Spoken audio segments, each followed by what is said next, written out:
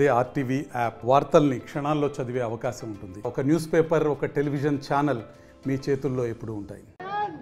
రాష్ట్రంలో ఎరువుల బ్లాక్ మార్కెట్పై అన్నదాత పోరు కార్యక్రమం కూడా ఈరోజు వైఎస్ఆర్సీపీ ఆధ్వర్యంలో కూడా అన్ని నియోజకవర్గాలు అదేవిధంగా కూడా ఆర్డీఓ పరిధిలో కూడా జరుగుతున్నాయి. ఈరోజు ఈ సమస్యలపై కూడా ఆర్డీఓకు వినతిపత్రం ఇచ్చే కార్యక్రమంలో భాగంగా కూడా ఈరోజు వైసీపీ శ్రేణులతో కూడా ఇక్కడ సమావేశం అవసరం జరిగింది. మనతో పాటు ఉన్నారు మాజీ మంత్రివర్యులు ఆదిమూలపు సురేష్ గారు, అదేవిధంగా వైసీపీ శ్రేణులు ఒంగోలు ఇన్ఛార్జి చుండూరు రవి, అదేవిధంగా బత్తుల బ్రహ్మానందరెడ్డి గారు. కాకపోతే అసలు ఈరోజు ఈ నిరసన కార్యక్రమం అన్నదాత పోరులో భాగంగా కూడా ఆర్డీఓకి ఎందుకని వినతిపత్రం ఇస్తున్నారు, కూడా అసలుకి ఎటువంటి సమస్యలపై వీరు పోరాడుతున్నారు, వారు మాట్లాడి తెలుసుకునే ప్రయత్నం తెచ్చారు. సార్ చెప్పండి, ఈరోజు ముఖ్యంగా వైఎస్ఆర్సీపీ ఆధ్వర్యంలో కూడా రాష్ట్ర వ్యాప్తంగా కూడా జరుగుతున్న ఈ కార్యక్రమంలో ముఖ్య ఉద్దేశం ఏంటి?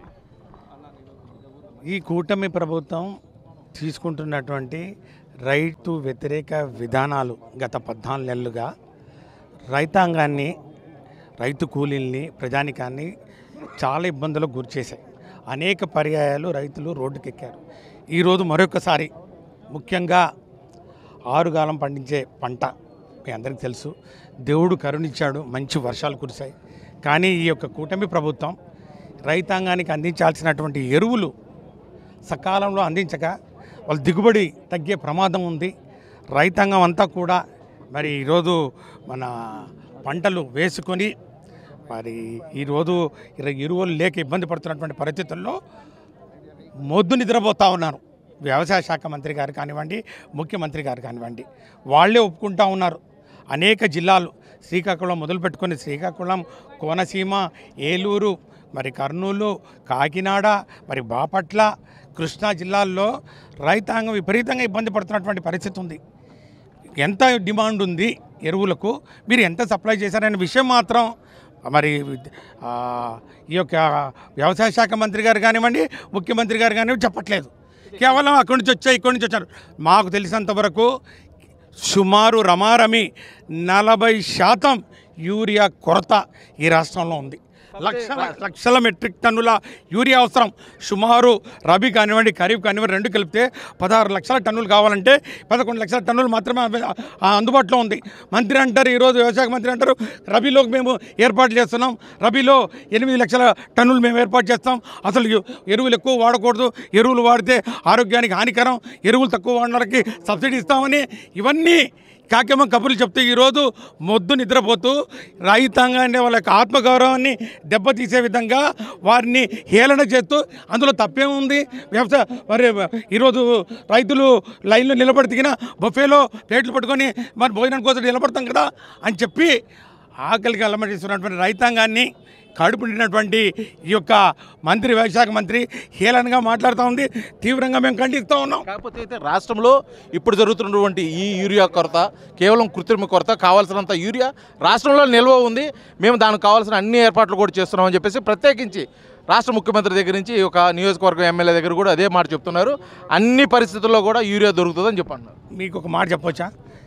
నిన్న మీరు చూశారు, సాక్షాత్తు మరి ఎన్టీఆర్ జిల్లా తిరువూరు నియోజకవర్గం గంపలగూడెం వాళ్ళ గుళ్ళపూడి సొసైటీలో ఏ విధంగా బారు తీరి మరి ఎండకు తాళలేక పొద్దున్న 5 గంటలకు రైతాంగం వచ్చి సొసైటీ దగ్గరికి నిలబడితే ఆ ఎండ వేడికి తాళలేక చెప్పులు లైన్లో పెట్టిన పరిస్థితి.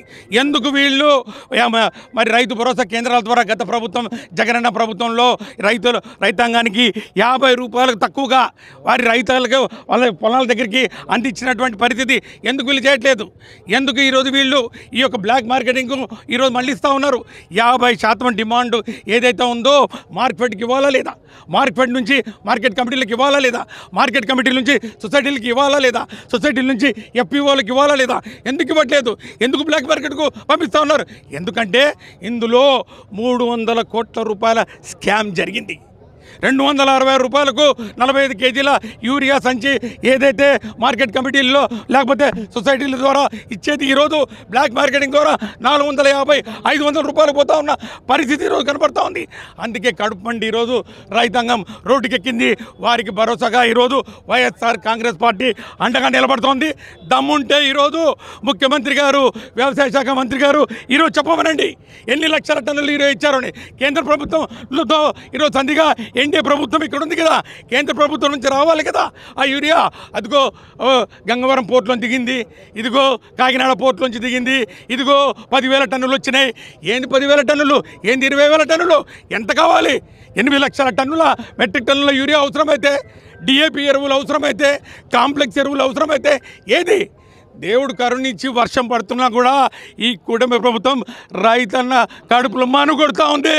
ఈరోజు అన్నదాత సుఖీభవ కాదు, తెలుగు తమ్ముళ్ళు సుఖీభవ, అన్నదాత ఆకలితో అలమటిస్తూ ఉన్నారు.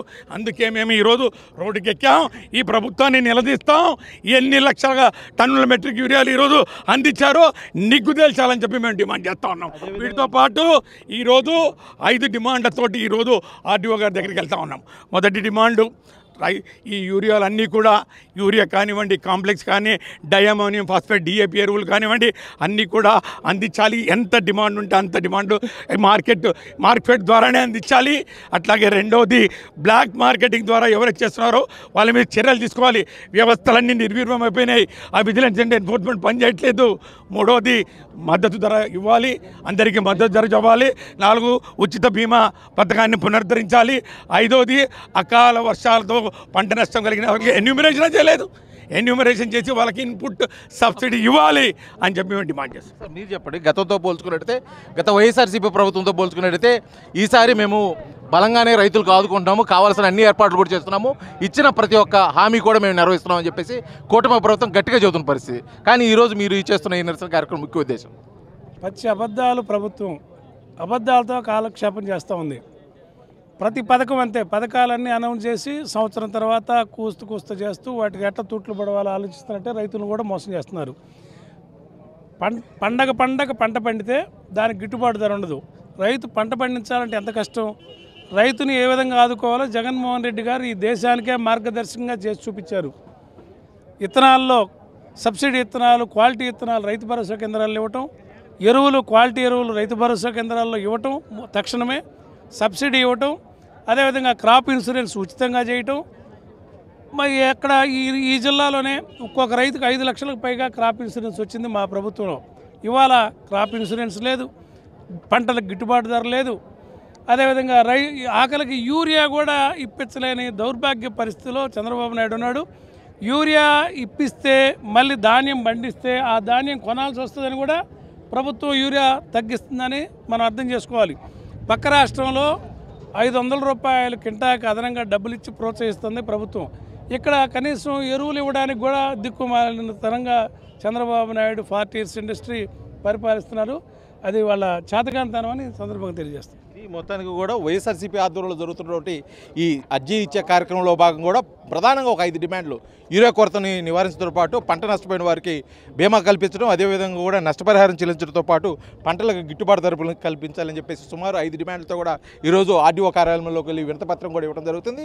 రానున్న రోజుల్లో రైతులను ఆదుకునేందుకోసం ఎటువంటి చర్యలకైనా మేము వైఎస్ఆర్సీపీ ముందుగా ఉంటుంది. రైతులకి ప్రధానంగా వారిని అయితే ఆదుకొని అన్ని విధాలు కూడా వారికి సహకరించాలని చెప్పేసి కూడా కుటుంబ ప్రభుత్వాన్ని అయితే ఆ వైఎస్ఆర్సీపీ నుంచి డిమాండ్ చేస్తున్న పరిస్థితి అయితే ఇక్కడ కనిపిస్తుంది. వీడియో జర్నలిస్ట్ లక్ష్మణ్తో శ్రీనివాస్, RTV, ఒంగోలు, ప్రకాశం జిల్లా. మరిన్ని వీడియోస్ కోసం ఛానల్ ని సబ్స్క్రైబ్ చేయండి. లేటెస్ట్ అప్డేట్స్ కోసం వాట్సాప్ ఛానల్ ని ఫాలో అవ్వండి. అండ్ లింక్ డిస్క్రిప్షన్ లో ఉంది.